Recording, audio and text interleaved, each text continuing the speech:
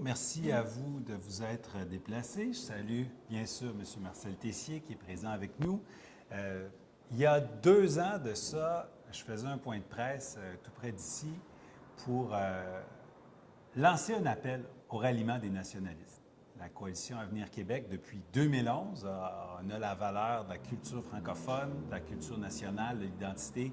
Je me souviens, moi, au début, je signais les textes fondateurs en éducation. Mais il y avait quelqu'un qui rédigeait, parmi les 4 textes fondateurs de la CAQ, il y en avait un sur la langue française.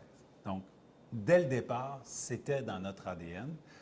Et puis en 2015, on faisait vraiment un appel aux nationalistes en disant, il n'y aura pas moyen de déloger les libéraux, ce gouvernement qui rit de nous autres, qui piétine notre histoire, ce gouvernement multiculturaliste.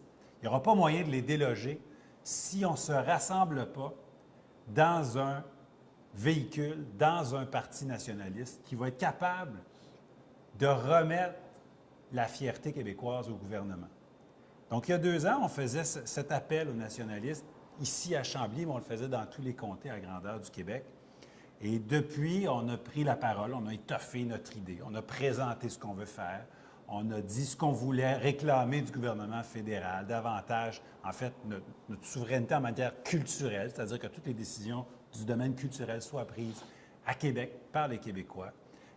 Aussi, on veut pleine compétence en matière d'immigration, parce qu'on a toujours été une terre d'accueil en Amérique. Le Québec ne fait pas exception, mais il faut contrôler notre immigration pour être capable de les intégrer comme il faut, puis les aider à prendre racine ici chez nous, les intégrer sur le marché du travail, leur apprendre la langue, tout ça.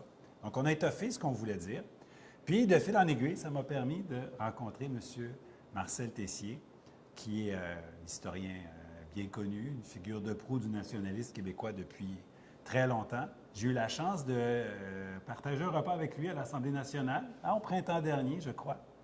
Puis, c'est à ce moment-là que M. Tessier m'a dit, au fond, qu'il aimait bien ce que je faisais. Je pense qu'on a une parenté comme étant tous les deux des enseignants, tous les deux des auteurs, tous les deux des passionnés de l'histoire. Puis j'ai découvert qu'on avait pas mal d'atomes crochus. Donc, aujourd'hui, ça me fait vraiment, vraiment plaisir de l'accueillir ici, chez nous, à Chambly, et d'annoncer que M. Tessier viendra faire une conférence historique très bientôt, le 29 octobre.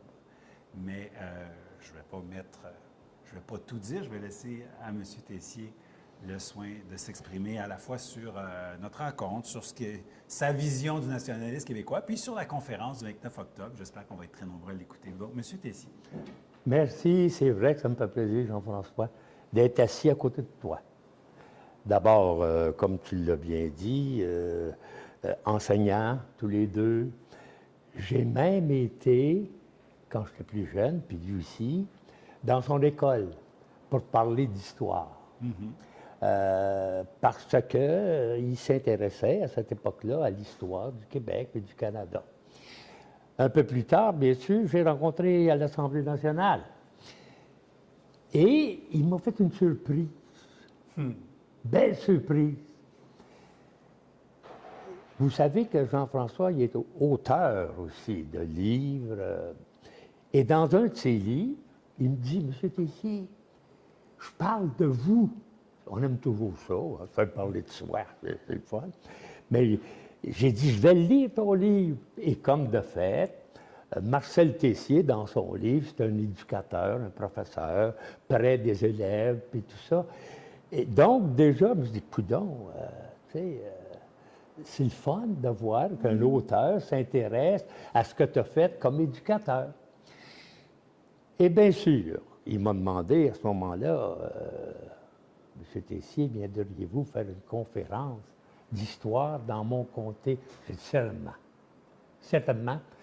Parce que pour moi, c'est important que l'histoire soit connue de tous les Québécois.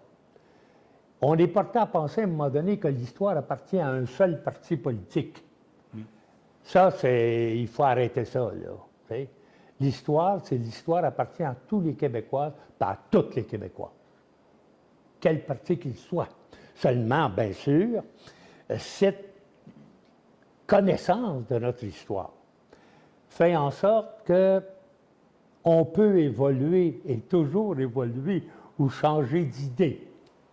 faites bien attention là. Je demeure un patriote, je demeure encore un indépendantiste, seulement, actuellement, l'important, c'est de sauver le Québec. C'est ça l'important. Et ce n'est pas en tiraillant chacun de notre bord là, qu'on peut arriver à faire sortir le Parti libéral de Québec. Ça, c'est important. Et je crois qu'actuellement, d'abord, avec des députés comme Jean-François, à qui vraiment je souhaite une carrière extraordinaire, puis il va l'avoir. Parce que c'est un homme que je connais bien et qui est hors de l'ordinaire. C'est vrai que ça va faire un bon ministre d'éducation. Moi, je suis sûr de ça. Alors, mais je ne veux pas parler à la place de mon ami François Legault, mais je fais une suggestion. Tu sais, ça en passant, ça peut se faire, une suggestion. Alors, c'est vrai que j'étais très près du PQ, très près, et du Bloc québécois, et des Patriotes. J'ai reçu même un prix de cette patriote. Ce n'est pas être non-patriote à cause qu'à un moment donné, tu décides de dire que le véhicule actuellement le plus propice pour le bien des Québécois, c'est le parti de Jean-François Roberge. Et pour moi, je le dis sincèrement, c'est sûr que rendu à 83 ans, là, tu sais, je ne fais pas ça pour avoir des jobs, je ne fais pas ça pour être reconnu, je ne fais pas ça pour être aimé, je vais être haï peut-être. Il y en a peut-être qui vont dire « wow, wow, ça me fait rien ». Je parle en toute conscience et actuellement, le seul parti qui peut nous débarrasser des libéraux et continuer à travailler au Québec pour sauver notre langue, notre culture, c'est la CAQ. Alors, ça me fait plaisir d'être ici. Et bien sûr que je ne peux pas faire grand-chose, mais je peux au moins continuer à dire que si les Québécois connaissaient leur histoire, ils seraient plus debout, vraiment debout et fiers de l'être québécois. Extraordinaire. Ça va-tu? C'est extraordinaire. Bon, Je vous remercie, parfait. monsieur. Mais c'est tellement vrai qu'en connaissant notre histoire, on est debout et fier. Il faut la connaître d'abord.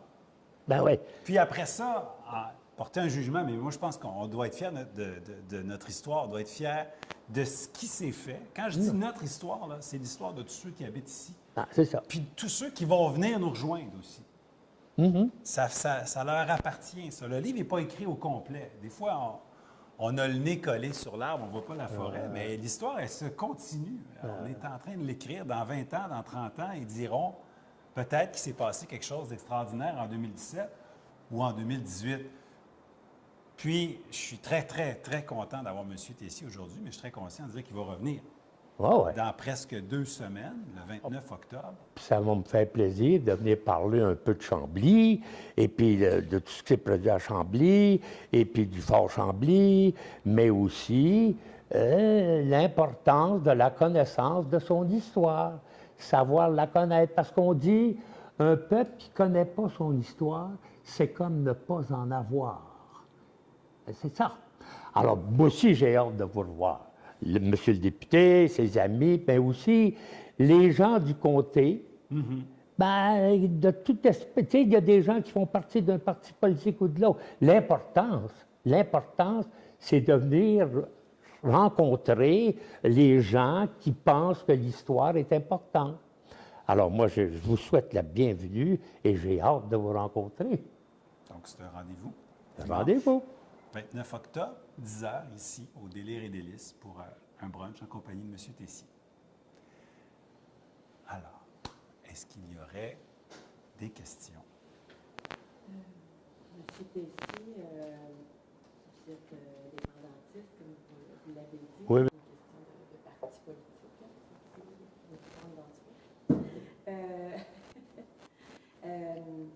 Est-ce que la CAQ n'est pas devenue pour les indépendantistes du centre, un peu vers la droite, le meilleur véhicule actuellement?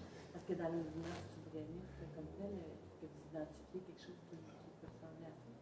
C'est parce que le Parti québécois n'est plus ce qu'il était.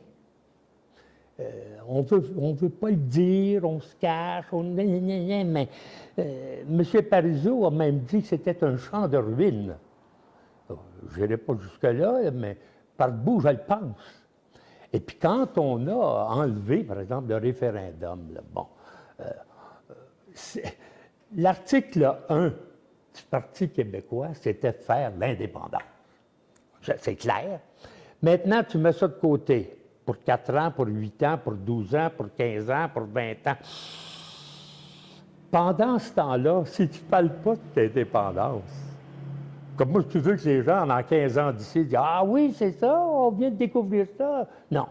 Puis, la chose pour moi importante, c'est pas que je renie le Parti québécois, mais c'est que, actuellement, dans le contexte actuel de la politique au Québec, c'est important que même des nationalistes comme moi se joignent à la CAQ, parce que si on ne se réunit pas au sein d'un même parti, ben, on va encore permettre au parti actuel, le Parti libéral, d'être au Québec, puis en premier, puis de ne pas parler d'identité, puis de pas parler, puis même d'avoir honte de parler d'identité. Ben, c'est pas drôle, ça. Puis même, je reproche ça au Parti québécois. La CAQ parle plus d'identité que le PQ. Alors, pour moi, c'est évident. C'est évident. Alors, c'est pour cette raison-là, je ne veux pas lancer toutes les pierres au Parti québécois. C'est pas ça.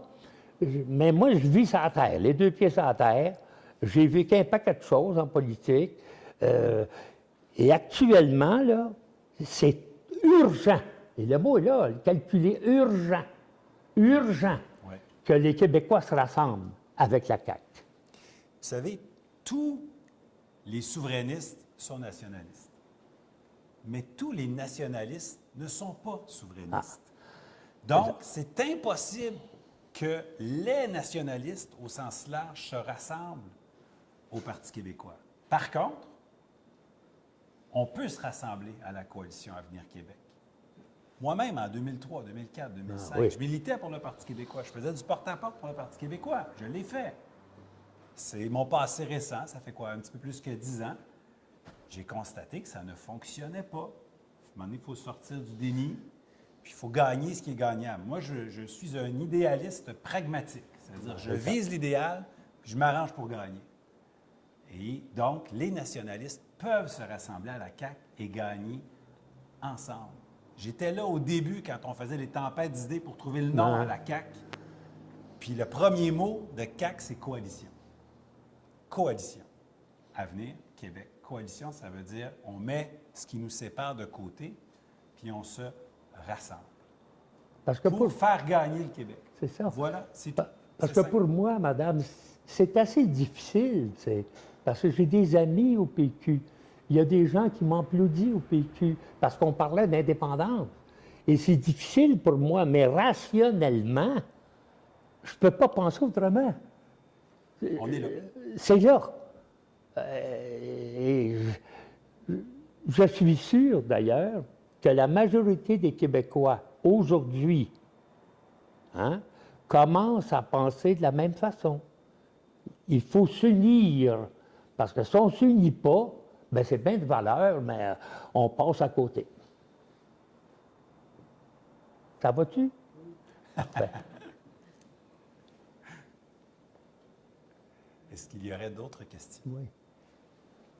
Monsieur Roberge, présentement, Oui. bon, la CAQ a un peu le vent dans les voiles, c'est du moins ce qui dévoile à peu près les derniers sondages. Qu'est-ce que ça représente pour vous d'obtenir l'appui de M. Tessier à ce moment-ci? Bien, écoutez, je pense que M. Tessier, c'est sûr que c'est une figure très, très connue, mais je pense qu'il fait partie de très nombreux nationalistes ou souverainistes ou ex-souverainistes qui se rassemblent à la coalition Avenir Québec. Vous savez, ce n'est pas le premier. Beaucoup de gens, je vais en nommer quelques-uns, on ne les connaît pas tous, mais parmi le mouvement souverainiste, certains sont connus. Je sais que Tania Lompré, qui a été candidate du Parti québécois au début, en 2011, je crois, prof de francisation, militant du Parti québécois depuis des années, siège maintenant à la commission politique de la CAQ. M. Stéphane Gobeil, qui n'est pas connu de partout, mais qui a été, je ne me trompe pas, c'est directeur de campagne ou conseiller spécial de M. Duceppe, de Mme Marois, alors qu'elle était première ministre, ça ne fait pas 15 ans, là. Bien, il travaille avec moi à Québec à tous les jours, maintenant.